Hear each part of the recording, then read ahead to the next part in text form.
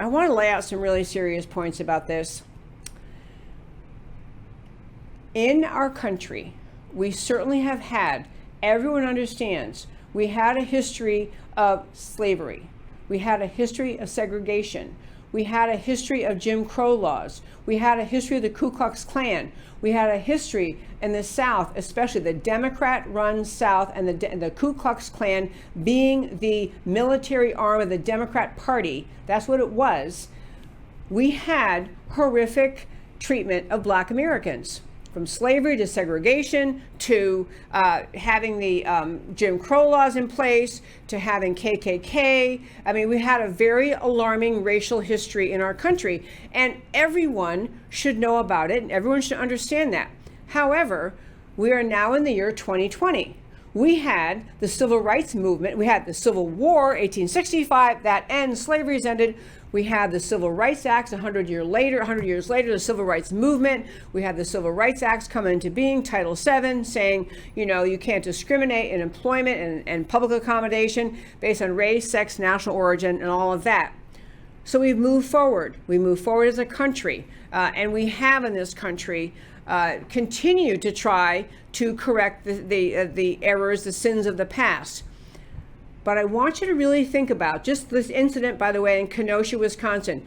They are investigating. I'm sure we're going to find out more details. The very quick summary of it was, in case a lot of you probably saw the video that was online, but it involved a young man, Jacob Blake, who was, the story went, the police got a call to a domestic dispute.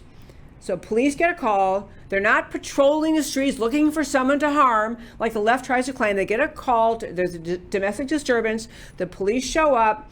What's unknown is all that happened in there, except some people involved say that this guy, Jacob Blake, was trying to break up an argument between two women, a very high volume and very angry argument between two women. So he was trying to do something good, it appears, as the story goes. But he's trying to break that up.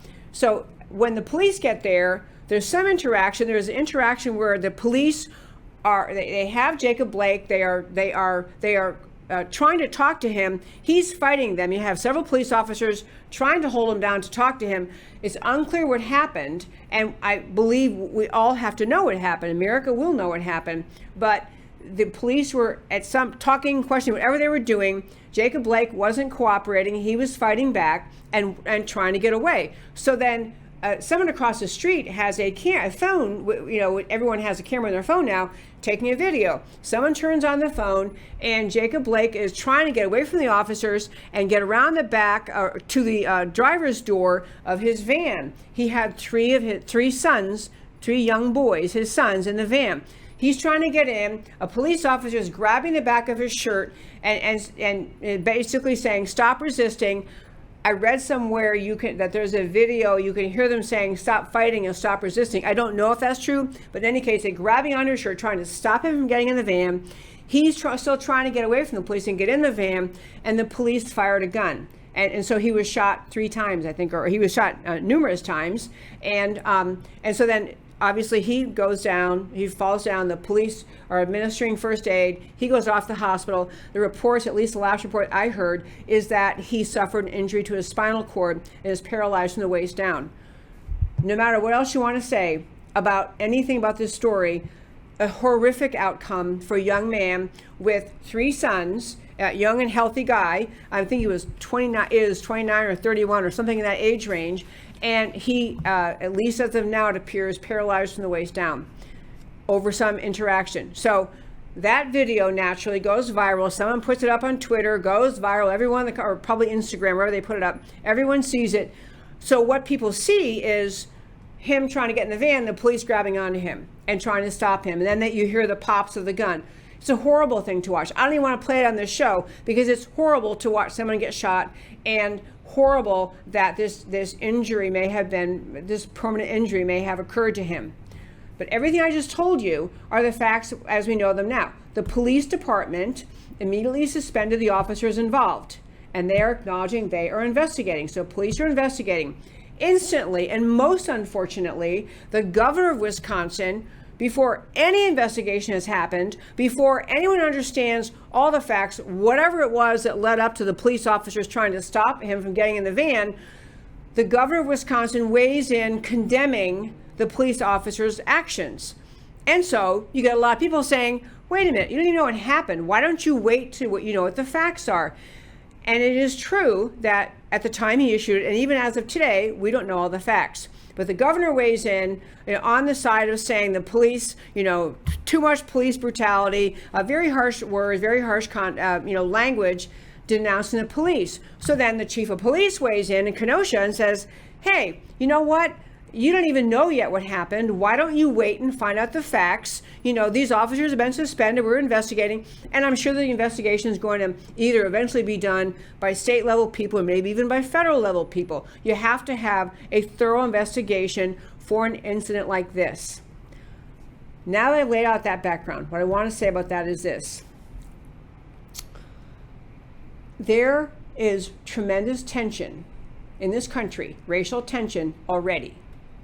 And, whether it flows from the George Floyd incident in Minneapolis, which, again, appeared to be very bad conduct by the officers. And again, in that case, prosecution is impending or may have begun.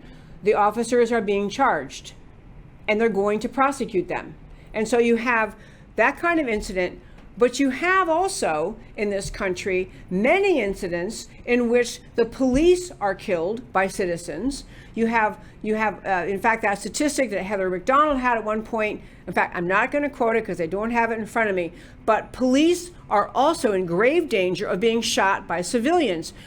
We're all the time seeing stories of police officers being killed by civilians. And so, there's a lot of tension out there. There's a lot of tension between the Black Lives Matter movement, black populations, especially inner cities. Kenosha has had its share of problems with the police. Apparently, past stories also causing people who live in Kenosha to say there's police brutality, unjustified, racism, and I don't know all those incidents. I mean, I could dive in and read all those stories, but people in Kenosha say this is not a new problem. This has been a recurring problem. They're very quick to condemn the police. So Kenosha explodes in riots.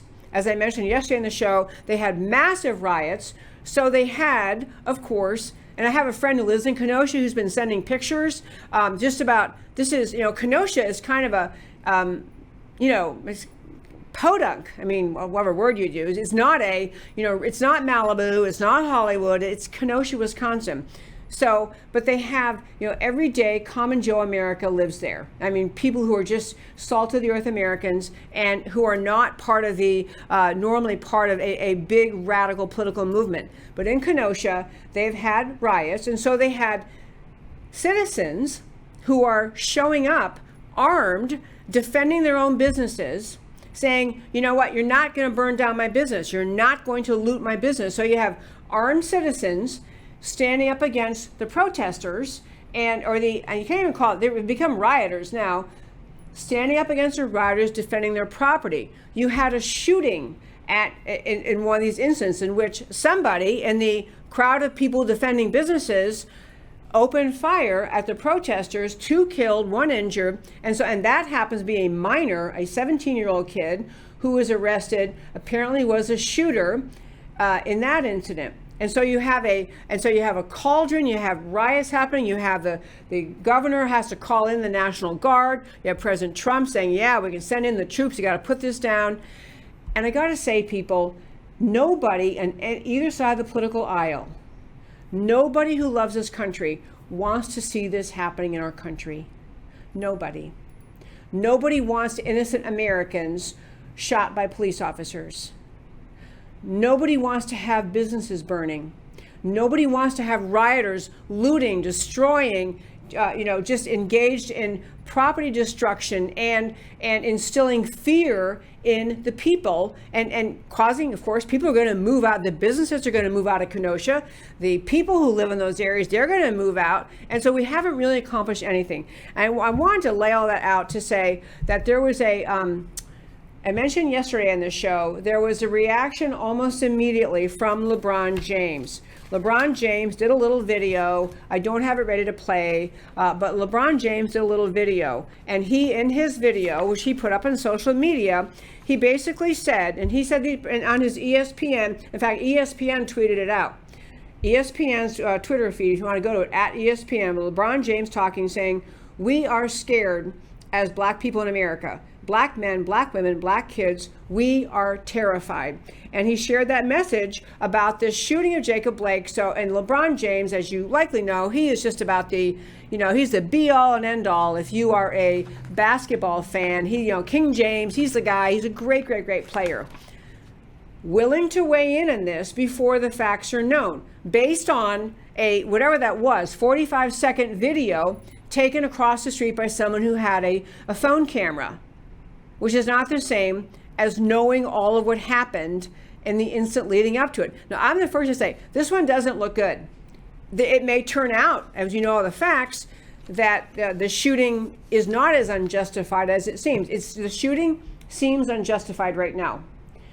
But for the same reason that we should not instantaneously conclude based on one video that this is another example of police brutality, another example of racism, another example of what a horrible racist country we live in, we also should not accept the idea that because police officers did it, that we, the conservatives, who are always trying to defend the police instead of defund the police, we've got to be willing to say, you know what? It matters what happened. It matters a lot what happened. And we need a thorough investigation. And if something was done that wasn't right, wasn't justified, we have to look into it. We have to potentially prosecute these officers involved. If their prosecution is justified, we have to look at the training in this department. We may need to change out the training procedures, change out the police chief, change out a lot of things. It matters. We can't get to a good place in this country just by going to our corners of,